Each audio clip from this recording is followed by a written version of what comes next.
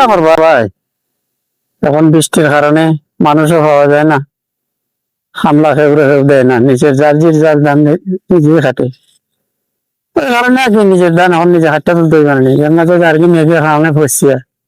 কিন্তু হাটা ধানও নষ্ট হয়ে যান, খেতেও নষ্ট হয়ে যায়। আসুন থাকলেও তারা ইতাত না, আসেন এখন মাদ্রাসা চালাই না, এখন পাকশো ধান কাটা পারলাম না, বন্যা তো করিলার মেঘ বৃষ্টির কারণে আমরা কোনো কিছু করতে পারলাম না, মানে ধান কাটতে মুখ বানতে পারলাম না, নৌকা করে নিয়ে আরাম ইয়া নাকি আর কিতা হইম, মানুষও পারাম না, হামলা পারাম না, নিজে বাচ্চা কাচ্চা লইয়া তুলে আজকে তো একটু দিনটা হয় মোটামুটি আজকে একটু দিনটা একটু ভালো বুঝছে। আপনারা ধান থাকলে তো মোটামুটি আল্লাহ আমরা ধানটা কাটতে তুলে দিতে পারবো, দু চারটা দিন যদি ধান থাকে আমরা ধানটা তুলে দিতে পারবো। আমরা আমার ফাইনালি যে ওই মাইরা মানে আমরা পাই না 1,000 টাকা রোজ চলতে যায় সিবি ওই মানে আমরা আর বাংলাদেশ না গেল অনেক একবারই বাঁচতাম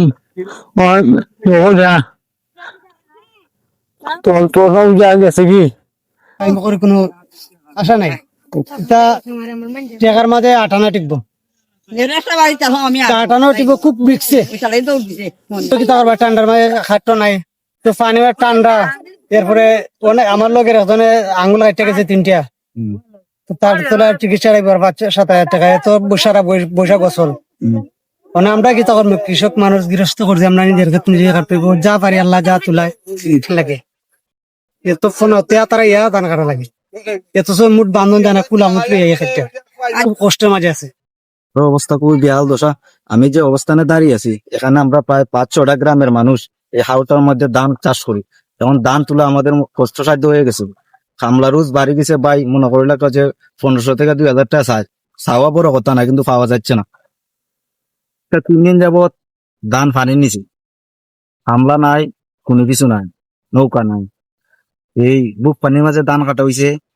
পানি অতিরিক্ত বাড়ার কারণে ধান ডুবে গেছে, ক্ষেতের মাঝে পানি বুক পানি, মানে ডুব দিয়া পানি মাঝে কাটা লাগে, এই অবস্থার মাঝে আছি। আমরা নতুন সরকারের কাছে দাবি জানাই যে নতুন সরকার আমরা কৃষকের পাশে থাক,